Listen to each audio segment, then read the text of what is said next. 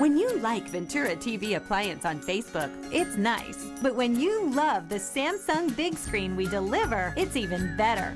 Our website is cool, and it's a good place to start. But you really should touch the merchandise before you buy. Time for that upgrade to an HD 3D web-enabled Samsung TV.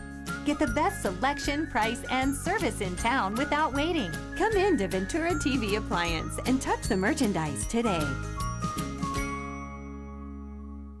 Hi, I'm John Mallos. Welcome to this live edition of Connect with Me on the showroom floor at Ventura TV on this day. Today we're going to talk to the father of little Janessa Ramirez, who was shot and killed on Sunday night.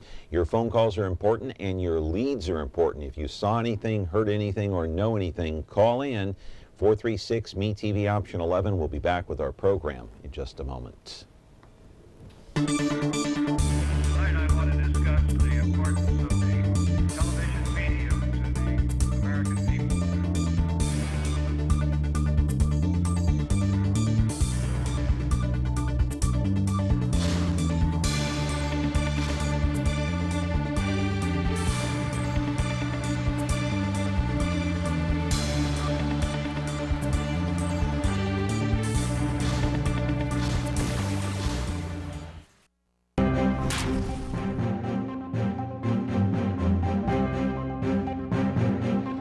Back here on the program on Connect with Me on MeTV Fresno on this Friday morning, and brace yourselves, we do have the father of Janessa Ramirez in the studio today. We'll get to that in just a few minutes here. But first of all, I want to talk about today's program. It's sponsored by Turf Medics.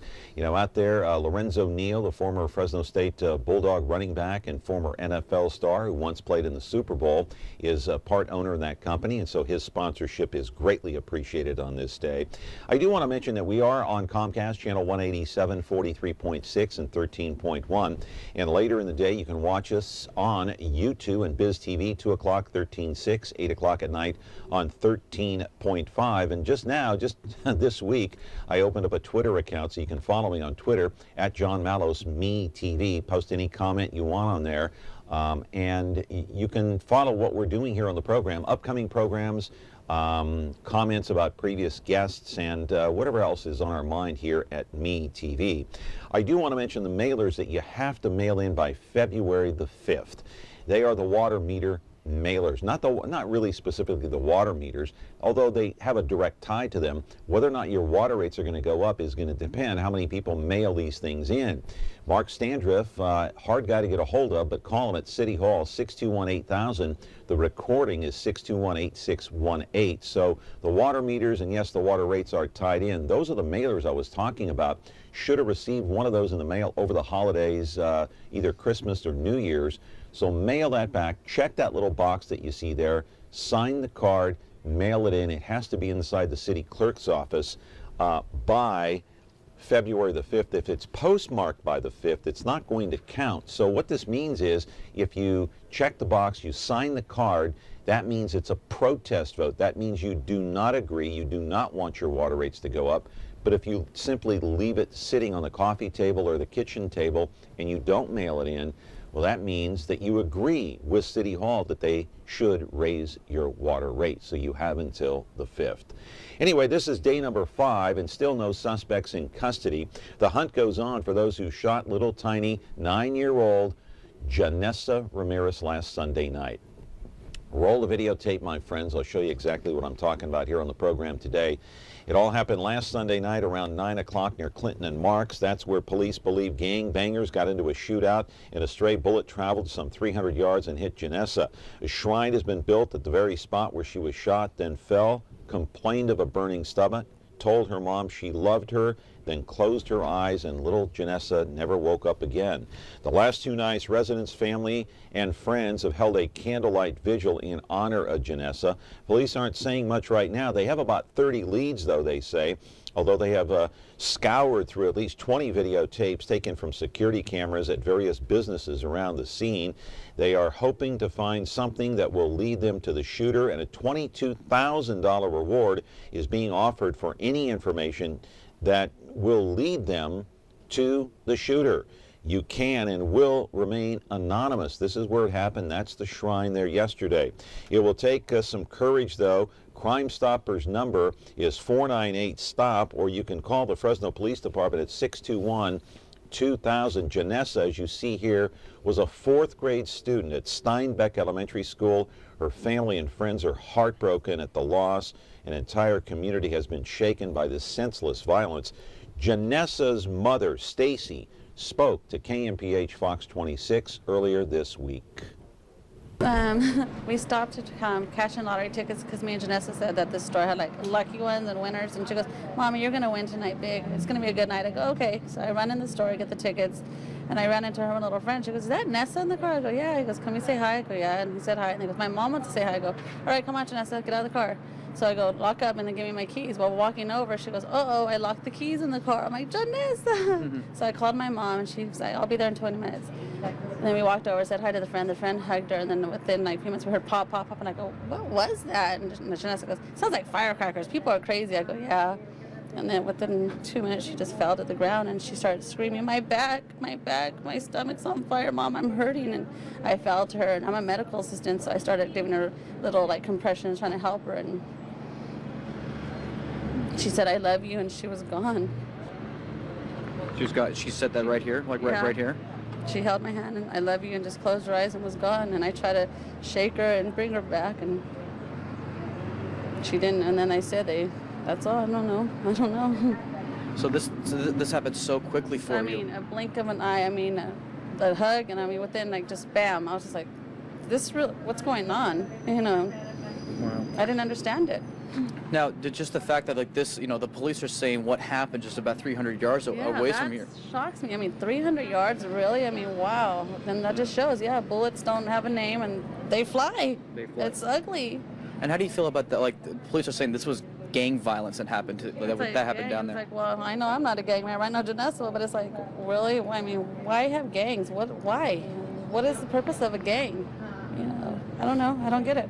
Yeah. And can you just tell us, like, I know this has been tough for like the last 48 hours. Can you just tell us like how the family's been coping with this, or just trying to heal? We're Christian people, so we have a really big faith in God. So we know Janessa's at peace. She's in heaven. She's done fighting. She doesn't have to deal with any of the ugliness anymore. And I always knew something was special about my daughter because just the way she was, I knew she knew something was her life wasn't going to be forever. Because she would make little comments, Mom, life's not forever. And I said, "You're 9, you don't know, you're going to live forever. We're going to have a big wedding for you." She's like, "I don't want to get married, and I don't want all these things, and I don't want kids. I just want to be me, and that's all it's going to be." And I'm like, I go, "But I want to be a grandma." She goes, "No." So, I mean, she knows. She knew her little life wasn't going to be forever. Live in our studio now is Jay Ramirez. He is the father of 9-year-old Janessa, who was shot last Sunday night. He is here to talk. I got to say, my friends, there is no parent on the face of the earth that should have to go through what Jay Ramirez and his ex-wife are going through right now. The mother, Stacy Ramirez, are going through right now. It is an awful tragedy, and if you have any information, you are urged to call that number, Crime Stoppers, 498-STOP or 621-2000. I know Jerry Dyer, the police chief, has been visibly shaken by this. I haven't seen him this shaken up for quite some time over a 9-year-old girl, an innocent victim, my friends, innocent victim. And the people who did this, committed this crime, are nothing more than cowards. So it will take someone with courage to call in. We'll be back with our program, 436-MeTV, option 11, if you want to call in. Back in a moment. As a pro athlete, I played on green grass my entire career and was stunned to find a product that could make my home look as good as the turf I've grown to love. Turfmedics is a revolutionary new turf coloring system designed to reduce watering and mowing. Call 1-888-936-0444 or visit the website at www.turfmedics.com to learn more about Turfmedics by ProTurf, the real experts in real green grass. Spinners Records, the Valley's classic vinyl headquarters, carries an inventory of over 500,000 classic LPs. Choose from rock, rhythm and blues, country, jazz, and oldies but goodies. Spinners also buys and sells fully restored old school stereo gear and LPs. You can now get a turntable receiver and speakers for below $250. We carry name brands like Marantz, Sansui, and Pioneer. At Spinners, we sell memories. Spinners Records at 639 East Olive Avenue in the Tower District. Back here on the program, talking with the father of Janessa Ramirez, Jay Ramirez. And Jay, my condolences. I'm very, very, very sorry for your loss. Hearts and prayers go out to you and your family. This is something that, you know, it's hard to talk about, and I appreciate you coming on the program today, and I'm just going to let you say whatever you want to say at this point. Well, I'd like to say first, thank you for having me on the show, John. And I'd like to say thank you to a lot of people who are out there, the community of Fresno, how everybody pulled together and is pulling together, and all the support and the love that we're getting from everybody. It's a very difficult time for us at this point. I'm sure everybody knows. To lose a child the way we lost our daughter, me and Stacy, it was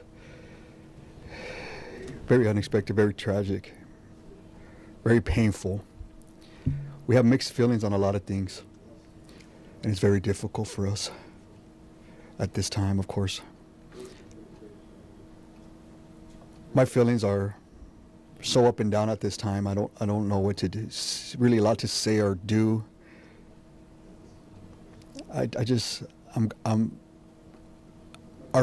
It's like Stacy said, our faith is very strong. We raised our daughter in church since the day she was born. And we truly believe we know where our daughter's at this time. But for her to be taken the way she was by these persons who did this to her, over an act of whatever they were doing, whatever childish, whatever gangs or whatever it was all about with them, they had no remorse or no pity or nothing for anybody, any citizen that was in the streets at that point in time, not knowing that my little girl was standing just right there, what they said 100, 300 yards away, just cashing in her lottery tickets, ready to go home that evening. And her life was taken from her over a stray bullet.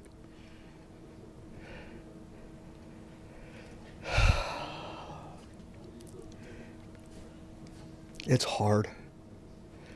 It's so very difficult. And for any parent to lose their children, but in the manner that she was taken was just unnecessary. It's just a tragic way to go for her. She was a very loving little girl. She was a very loving little girl who had a lot of life in her. And now I will never see her grow up, get married, have her own children, do the wonderful things that she always had planned. That at being 9, she was a very smart young lady who already had her life set. She knew what she wanted to do. And she always told me, Dad, when I have kids, I hope they're as wonderful as you and my mom are. And we will never forget that. And as a father, of course, I'd always tell her, before we speak of any of that, you're only 9 years old. Let's first meet the gentleman that you're going to talk to before that. And she was just always a very outgoing little girl.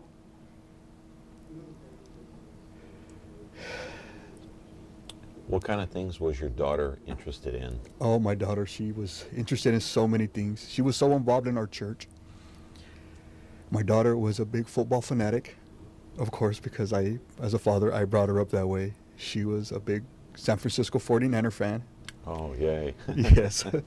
She really died. As a matter of fact, she was involved in a club here that we have based here in Fresno. Yeah. She was involved with them also. And she did so much. She was just not even the things that she was involved in, just the people that she was around. She always had a big, big smile on her face. That's one thing she always did have, was that smile. She would never let it go. She loved to hug. And everybody she was around, she would always want to talk to. She never shook nobody's hand.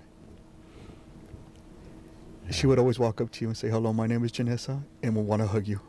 And when she met you, she was full of life, full of love. She wanted to do so many things, so many things. She always wanted to help. She always wanted to help. She was always involved in the church functions. She's always wanted to be there for the, even the younger children that were there at the church. She always wanted to be there for them and help them out. She was a wonderful, wonderful sister to my stepdaughter. All of my family, and she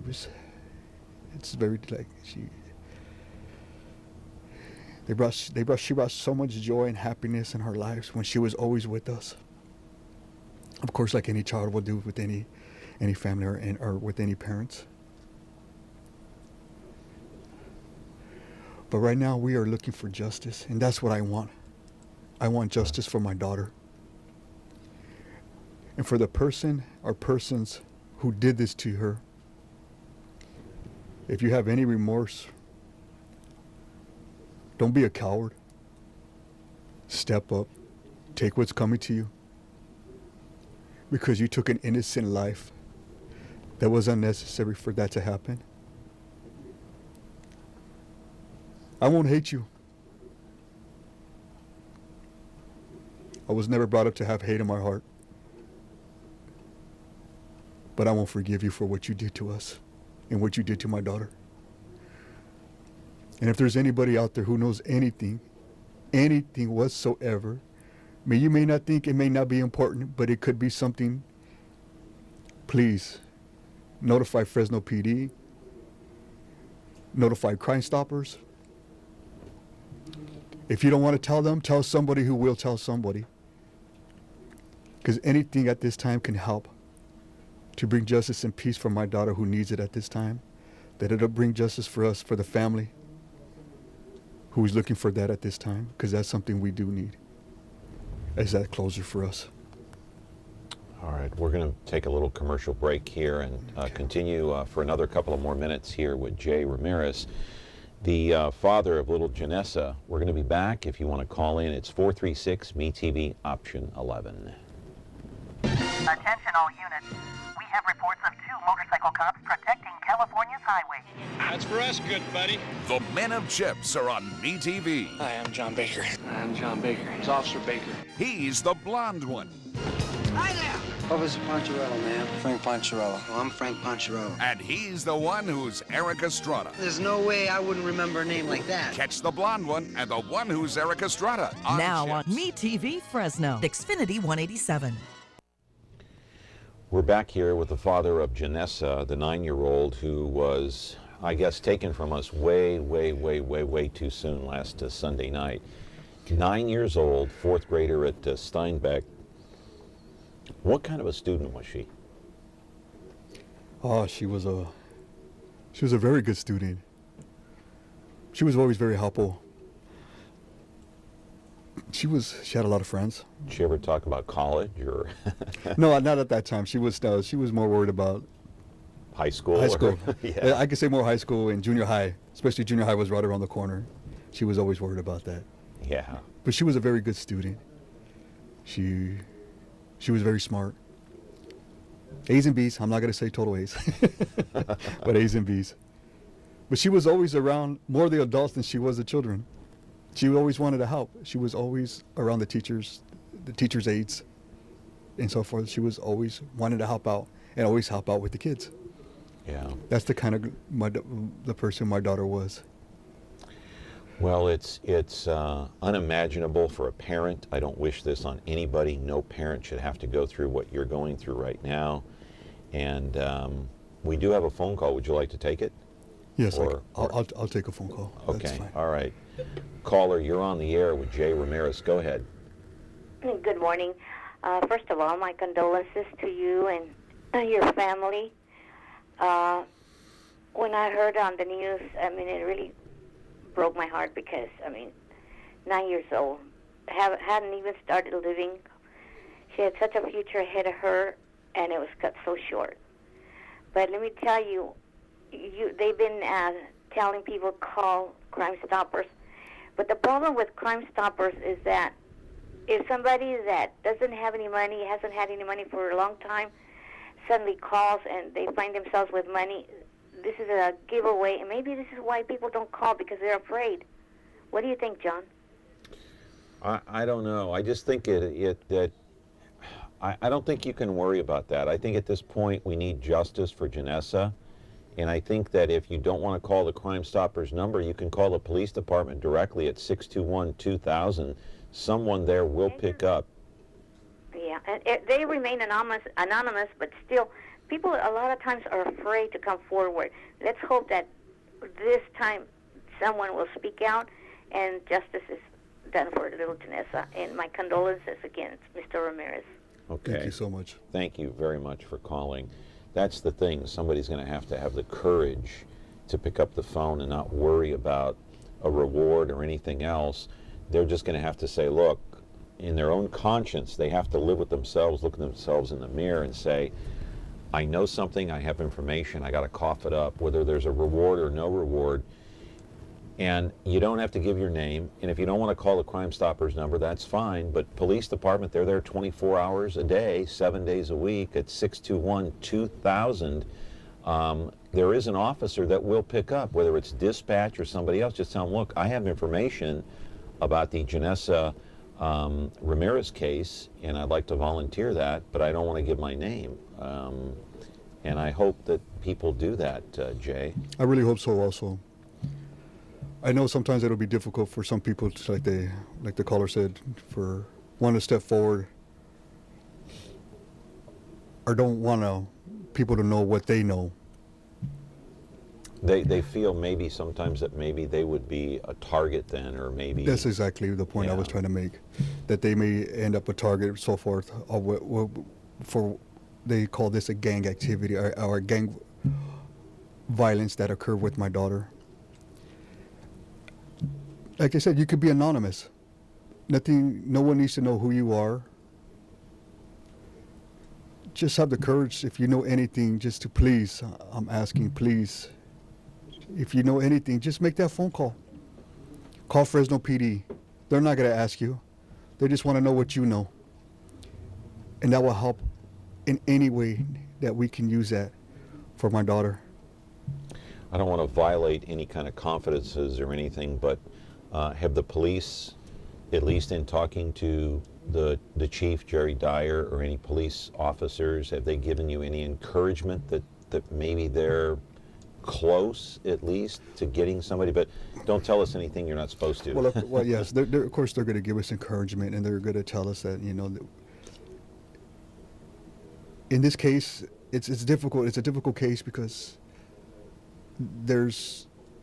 all they have to lead on is cameras that were located at the scene of the crime. Yeah. And that's all they have to go off of. And they're relying on the community, just like we are, for someone that was there that evening who saw something, who may have noticed a vehicle, may have noticed anything, just to please come forward. Or not even come forward. You could just make an anonymous phone call just to let us know what you saw. And that could be something that could actually solve this case, that we can catch these persons that did this to her. Somebody knows something. I'm sure there is somebody that knows something. Somebody knows something. They're just not willing to come forward. And the shooter knows who he is. Okay. And hopefully that shooter, whoever you are, you'll have a conscience and give yourself up. Walk into the police station. I don't know. I don't know what else to say. I don't know what else to ask, to be honest with you. The floor is yours for the next couple of minutes. I know you can't stay much longer. I just want to make a plea out there to the person who did this, or the persons that did this to my daughter. If you have any remorse, like I said earlier, give us, the parents, my family, especially my daughter Janessa, the peace that she needs to know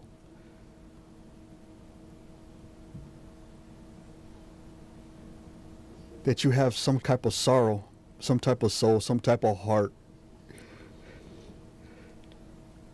to turn yourself in. Because eventually you are going to get caught. That I know.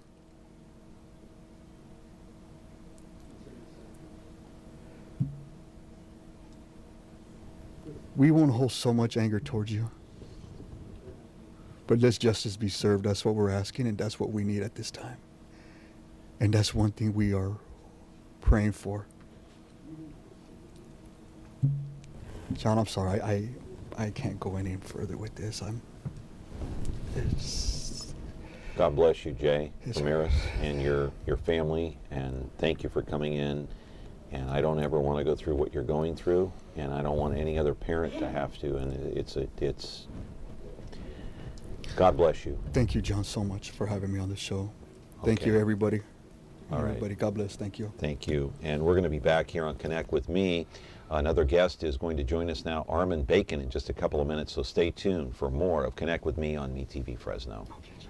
Spinners Records, the Valley's classic vinyl headquarters, carries an inventory of over 500,000 classic LPs. Choose from rock, rhythm and blues, country, jazz, and oldies but goodies. Spinners also buys and sells fully restored old school stereo gear and LPs. You can now get a turntable receiver and speakers for below $250. We carry name brands like Marantz, Sansui, and Pioneer.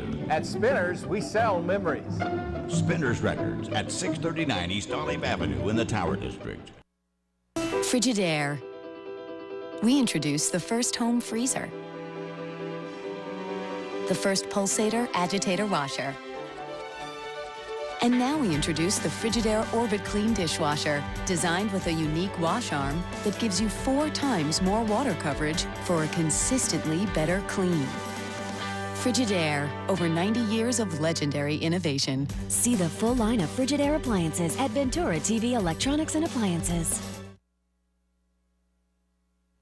As a pro athlete, I played on green grass my entire career and was stunned to find a product that could make my home look as good as the turf I've grown to love. Turf Medics is a revolutionary new turf coloring system designed to reduce watering and mowing. Call 1-888-936-0444 or visit the website at www.turfmedics.com to learn more about Turf Medics by Pro Turf, the real experts in real green grass.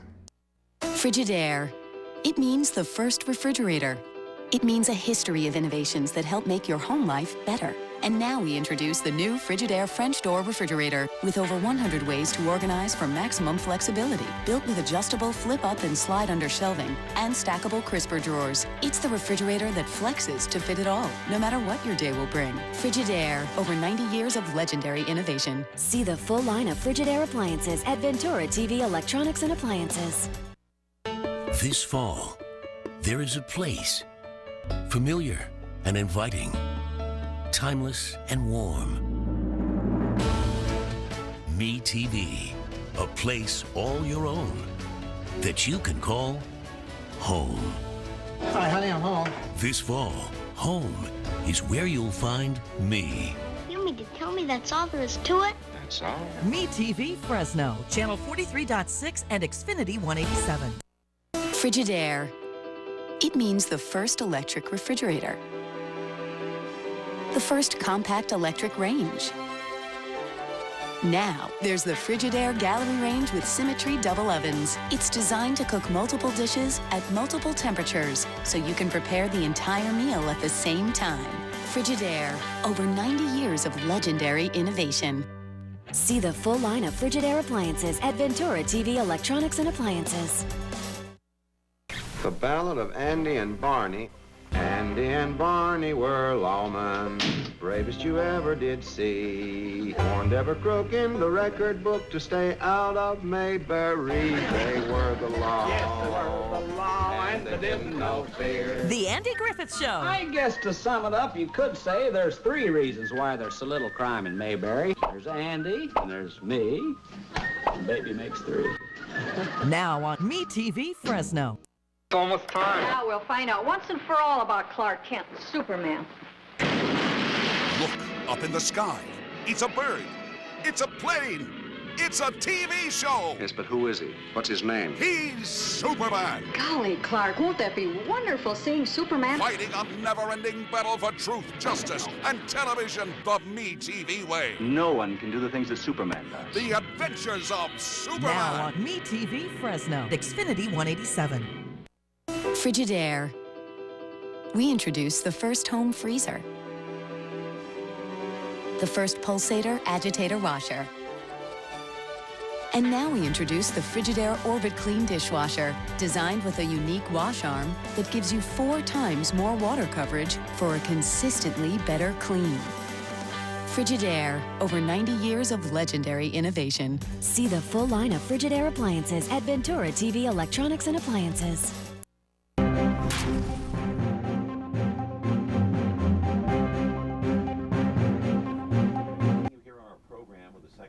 Here on Connect with Me on MeTV Fresno. You know, it's hard, it's difficult for anybody, any parent, to lose a child. And so, what's the problem? Your mic. Oh, okay. No microphone. Okay, I forgot to put my mic back on. All right, we'll talk about that in a second here. All right, sorry about that. We're going to continue here, of course, on the program. And as I was saying, it's difficult to lose any child. It's difficult for any parent. But I want to roll the videotape and talk about a person who actually lost a child. And no parent should have to go through that. My parents went through it many, many years ago when my brother died at a very young age of a heart attack. And of course, many of you know my daughter nearly died at the age of 2. One woman who went through a horrible tragedy several years ago is a writer and author, Armen of Fresno. She works in education, has for many years, writes a column in the Fresno Bee, and has written a couple of books. The first was called Griefland, the story of how her son Alex tragically died, of course. And Bacon now, seen here at this book signing, was signing her second book. It's called My Name is Armen. And we'll go to the book now. It's a collection of stories about her own life. She was born and raised right here in the city of Fresno. I'll bet you didn't know that she's a twin. The book, which comes in paperback, is roughly about 200 pages long. She's in our studio now, and I read through the book last night, and it's a very easy read, and it's a collection of stories and very pleasant book. What urged you to write the book, first of all? Well, you know, you mentioned, John, that I lost a child. Yeah. And, you know, when Alex died, words became my oxygen. I mean, I started writing like a mad woman. And, you know, it catapults you into a different place. And I wanted to write about that place because, you know, I'm a very public person, and I think the world needs and wants you back. And they wanted me back the way I was before, but grief had changed me, and it changes you on a cellular level. And I just ache for the Ramirez family and what they're about to start experiencing. I mean, they're going to navigate a long, long journey of sorrow and grief for the rest of their lives.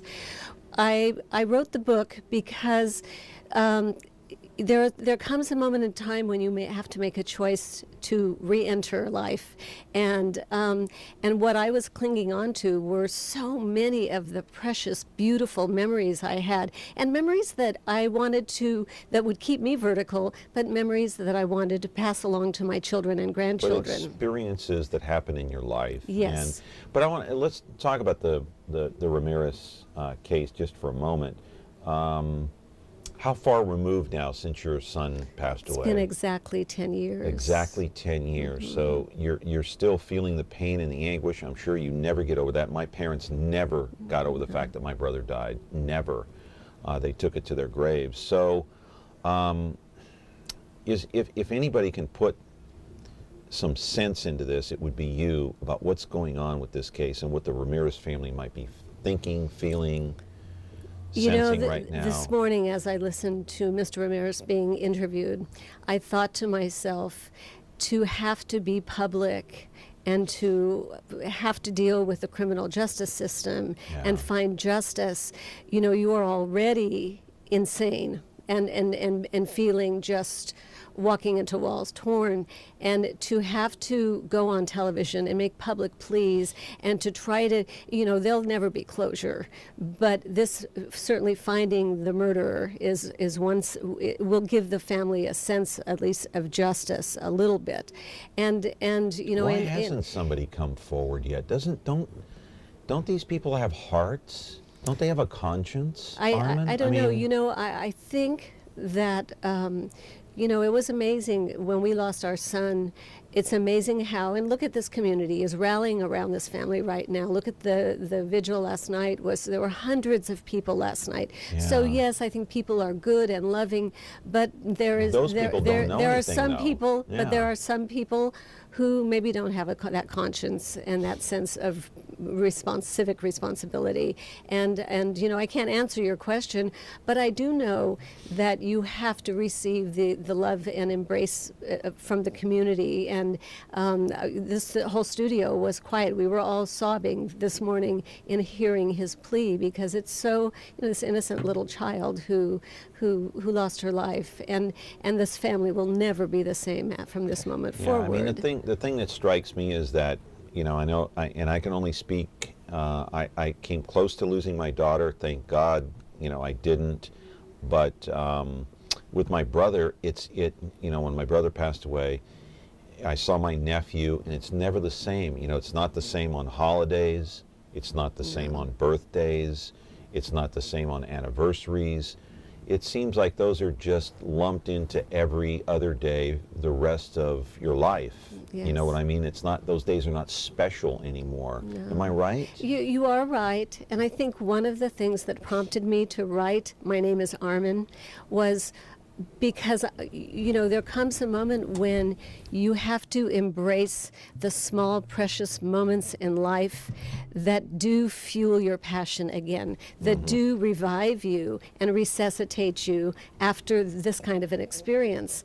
And, it's a new normal, it's different, but life can still be beautiful on many levels. And, I have 5 fantastic grandchildren. I have a wonderful husband. I have friends in our community in the San Joaquin Valley. But how long did it take you to laugh again after your son died? How long did it take you to enjoy life again? How long did it take you before Christmas meant something again? I mean, it took me a long time. It's still taking time. I mean, the holidays, you know what I mean? As well as the Tuesdays and Wednesdays of the year. I mean, every day is different. And some days I'm laughing out loud and nobody would suspect that I had experienced any tragedy in my life. And then other days I find myself cocooning and going into my cave, and I can't explain why, but it's like there's a deep sorrow that resides inside of you. And I think that part never goes away. And that hole in your heart is always there. And I mean, quite honestly, as a parent, you don't want it to disappear. It's the memory of you're honoring your child, and they were an important part of who you are. It's just with my parents, from what I saw, and with my sister-in-law, it's almost like a dark cloud hovered over them for the rest of their lives. Yes. It's just not the same. And yeah, you can laugh again, yeah, you can be happy again, but maybe you can't go all the way, only to a certain extent. Well, writing Griefland was really important, and having a co-author and somebody to really talk completely raw and open with and write about all the emotions and all the feelings. We knew when we wrote that book that walking through that fire was either going to kill us or reinvent us. And it did a little of both. I mean, it was a very painful experience, but it helped us sort through a lot of the emotions and feelings and sorrow that a lot of people never talk about. Yeah. This is the book. It's called My Name is Armen. And you mentioned William Saroyan in the book. Yes, yes. He's my hero. Really? He was one of the first authors who really made me feel comfortable in my own skin, because, of course, he was Armenian from Fresno. And with a name like Armen, my teachers never quite understood what that, they called me Carmen. Did you go to Armenian school, by the way? No, I'm a member of the Armenian church, but I did not go to Armenian school. You did? You just went to public school like everybody else? I went to public school. I went to Winchell Elementary, but but you know, I know the language, and you know, I love my culture. And in fact, the whole first section of my book is about my heritage and growing up in Fresno and being Armenian. I know the first chapter you talk about that, about being a twin, and you're 3 minutes ahead of your sister? Yes, I'm the oldest 3 sister. minutes. 3 minutes. Yes, and proud of it. But William Saroyan was, you know, so iconic. And I lived at the Fresno County Library when I was growing up. And we used to run into him all the time on his bike at the library. And, you know, I'd like to think... How old was he at the time? Oh, gosh, I don't know, maybe in his 50s, 40s, 50s. He was, you know, when you're a child, everybody... Right, everybody looks like they're 90. Everybody looks old. So he looked old, but he wasn't, in reality, he wasn't that old. He was probably about our age now. Yes, but he was, you know, he was bigger than life. I always call, you know, he reminds me of Uncle Tanous on... So did you, like, look up to him? Looked up to him, was kind of scared, a little standoffish from him because his voice was big and powerful. But I remember at the library him seeing my sisters and I, and he looked at my little sister and said, you would be really pretty if you smiled. And we always remembered that. He was just gruff and big, but he made eye contact with us, and I'd like to think that he sprinkled a little magic dust over me and helped me become a writer. You kind of mentioned that in the book, I mean, in reading through it, and there are several stories in here. Hey, got to take a break here on Connect with Me. Here's the book. We can put the graphic up on the screen, too, if you want to see a full screen of it. It's called My Name is Armen. It's a...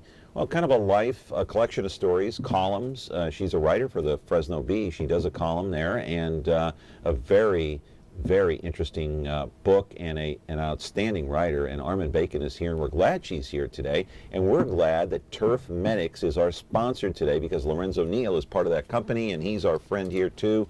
We're going to be back in just a moment. As a pro athlete, I played on green grass my entire career and was stunned to find a product that could make my home look as good as the turf. It's easy reading. You can read it in snippets, and it covers a lot of ground. Coloring system designed no, it's a good. It's kind of, you don't have to mention it's a good bathroom book, but it is a good bathroom book. Or visit the website at www.turfmedics.com to learn more about Turf Medics by Pro Turf, the real experts in real green grass. Next chapter. Spinners Record, the Valley's classic vinyl headquarters, carries an inventory of over 500,000 classic LPs. Choose from rock, rhythm and blues, country, jazz, and oldies but goodies. Spinners also buys and sells fully restored old school stereo gear and LPs. You can now get a turntable receiver and speakers for below $250. Carry name brands like Marantz, Sansui, and Pioneer. At Spinners, we sell memories. Spinners Records at 639 East Olive Avenue in the Tower District.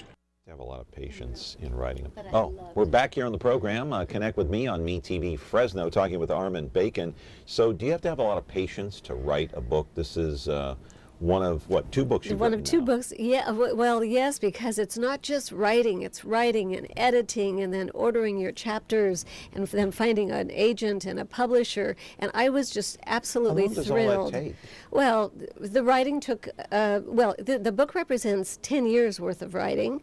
And then it took another year to rewrite and edit and organize the chapters and decide that I was going to anchor each section with a Saroyan quote and then research and find the right quote.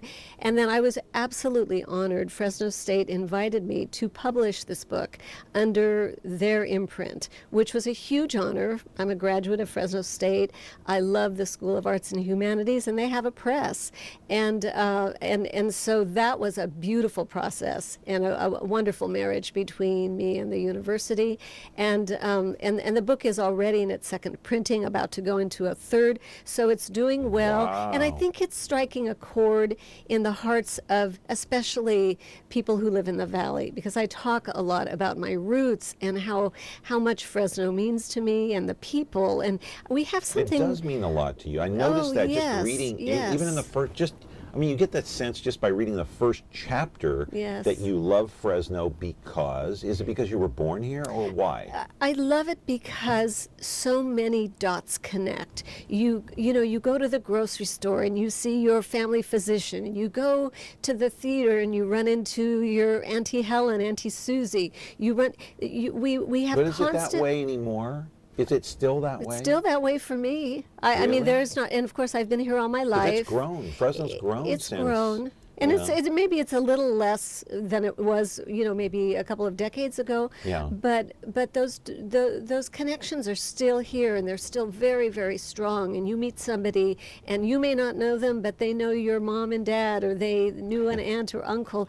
And if you talk long enough with almost anybody, you end up forging a bond. And those bonds are very special in Fresno. It's not something I ever experience when I go to Los Angeles or San Francisco. And I think that's unique to our valley, and our rootedness, our love of different cultures. I think it's very special, and I think it's a gift that gets understated rather than shared with everybody. I get the sense just from reading, and I keep mentioning the first chapter. I mean, there's stories at the end of the book that are really outstanding too. But I keep going back to the first chapter because I was captivated. I think with any book, if the first chapter captivates you, you're going to stay with it.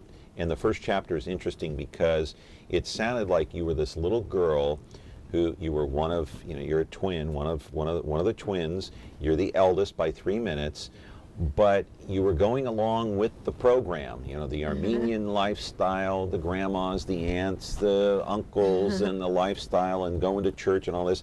But you reached a certain age. Did you become a little defiant? I did. I was the defiant defiant more than sister. Defiant? Well, I woke up one morning, actually I was in college, I was at Fresno State, and I felt like I had to break out of Fresno. And sometimes you have to leave home to really appreciate it. You went to France, of all places. And I moved to the south of France. Wow. And I studied for a year.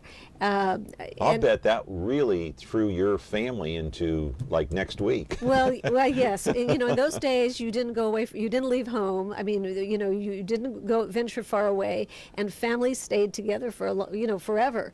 And what so was the reaction from your parents when you said south of France? What? My father was so upset. He said, I'm cutting you off. I'm mad at you. And but as soon as they got the first letter from saying I was safe and sound and doing well, they were okay. And in fact, my mother not long ago gave me the box of letters. In those days, there was we couldn't afford phone calls, and there was no texting or emails. She gave me the box of letters I had written home, and I went back and reread them and said this was probably where I got my beginnings as a writer, because I wrote elaborate letters home explaining in detail all the adventures I was having, not only in France, but on the weekends I was traveling to Italy and you Barcelona. were in Greece. I was all over the place. Yeah, well, I hearken back to that movie called My Big Fat Greek Wedding, because Greeks and Armenians are very close in culture. Yes. So I can only imagine. I mean, my parents, it sounds like, were exact. I mean, my father would have said the same thing. I'm cutting you off. That's it. You're out of the will. You're out of this. You're out of. I mean, so it sounds like your parents were kind of the same, had the same mindset and the same demeanor. Well, I'll tell you, the saving grace was I came home and fell madly in love with an Armenian boy. And, and about your age? About my age. He had just passed the bar exam. He was a lawyer. His family was from Fowler. And my I think any resentment they harbored about me leaving disappeared right then and there. And we had a big fat Armenian wedding. And you it was, did? Yes. Yeah, yes. here in Fresno. Here in Fresno, obviously. yes. And you've been married how long now? 39 years. Wow. Yes. Yes. Wow. And so what's the secret? You have no idea. It's like my parents. They were married 65 years. I asked them what the secret was. They didn't know. You just don't know. There's a magic spark that, we met, and those sparks started flying, and we were engaged 8 weeks later. And I would never give anybody that advice. I would say, no, you need a little more time to get to know each other. But we knew. And we always laugh. My grandmother used to say, when you know, you know. And we knew. And, we've been through some very hard times. I mean, losing a child tests a marriage more than anything. And through thick and thin, our love has remained. And it's probably stronger today than it's ever been. And, Dan's my best friend. We love traveling together. We love sitting at home quietly together. And I feel very blessed to have You feel comfortable being in his presence alone? Even after all these years, you guys still have something in common. You still have something to talk about.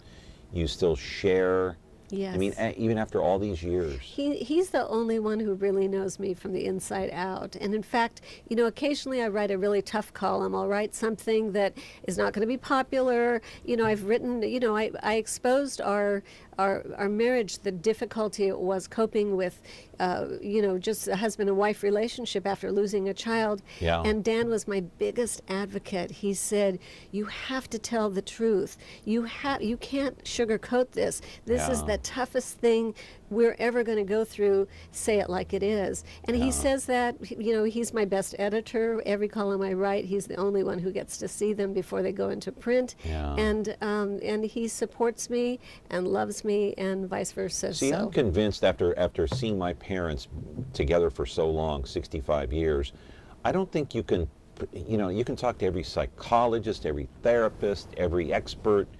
I don't think you can put it into words. It's just something that's there. It's there. It's there. You can't explain it, huh? Yeah. No, and you know, one of the beauties of our relationship is that we both have our own passions. You know, he loves criminal law and golf, and he has wonderful friends. I love writing, and we both have high respect and regard, and nobody says, no, you can't do that. We trust each other. We want each other to live our best life. You haven't lost your individuality. Yes. Let's put it that way. Very well said. Exactly. Yeah. And that's the scary part about some people when they get married. They don't want to lose that identity. Well, and sometimes if you're with somebody who has a high-profile job or a very demanding job, you end up feeling like you're in the shadow. Yeah. And we've been very blessed. We both have our own careers and our own passions, and yet at the end of the day, he's the one I'd rather be with him than anybody. Yeah. And so life is very good. Hey, I highly recommend this book. Okay, this is not like Larry King. I actually read the book. Okay, it is a good book, and it's easy. If I can read it in one night, I mean anybody can. It's a great read. It's My Name is Armen is the name of the book. You can buy it where, Armen? It's available at Petunia's Place, Barnes & Noble, on Amazon, and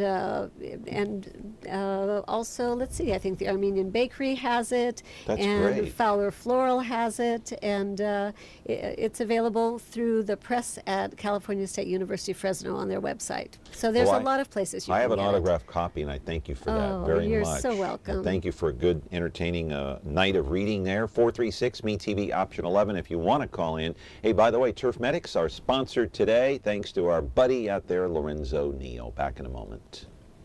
We get our speed from Mom and Dad. They do stuff super fast. And now they got this new kitchen, so they're even faster. So they can help us with our free throws. The time-saving Frigidaire Gallery line with a quick preheat and smudge-proof stainless steel that resists fingerprints and cleans easily. It's mealtime in no time, from start to clean. Frigidaire Gallery. Save more during Frigidaire Gallery bonus days when you buy 3 or more qualifying appliances. See the full line of Frigidaire appliances at Ventura TV Electronics and Appliances. As a pro athlete, I played on green grass my entire career and was stunned to find a product that could make my home look as good as the turf I've grown to love. Turf Medics is a revolutionary new turf coloring system designed to reduce watering and mowing. Call 1-888-936-0444 or visit the website at www.turfmedics.com to learn more about Turf Medics by Pro Turf, the real experts in real green grass. Hold that book up one more time as we thank Turf Medics and Lorenzo Neal for our sponsorship today here on Connect with Me, and hope it lasts many years to come. All right, Armen Bacon is our guest today. She wrote this book right here, My Name is Armen, and you'll find it, if you don't want to read it in one night, it'll take 2 or 3 nights at the very most. But I do want to ask you a couple of more things. We have like 8 minutes left here. I want to ask you several things. I want to talk about chapter 2 of the book, because that struck me more than any other chapter in the book, and that is the second story. Talking about, and I want to ask you about the point of writing that, when you went to gas up across the street from the Armenian church this one night. I don't know how many years ago this was, I forgot now, but you ran across this man who basically told you a lie. His car had broken down, but he was actually a homeless man.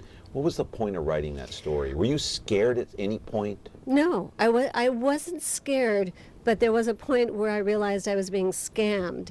And I wrote the story because, you know, I grew up in Fresno, in southeast Fresno, and the church, we spent a lot of time at the church, and that's my stomping ground. Ventura, this street is my stomping ground. I grew up across the street, living on Alta, across the street from Juvenile Hall. So when I drive through Fresno, whether it's southeast, southwest Fresno, I never fear. I don't live in a state of fear. This is this is my community. That's right. And I wrote that story because there I was, feeling completely safe, and an Armenian young man asked me for money, told me he had a flat tire. And he recognized who you were. And he recognized me. And in our culture, when you meet somebody with an IAN at the end of their name, you're instantly brothers, cousins, family. Right. And so I didn't question his honesty or his background, and he had a flat tire. I wanted to give him money to fill it up or to get a spare. And through the course of our conversation, I realized he was asking me for more money, and that he didn't even have a car, and that he was being dishonest with me.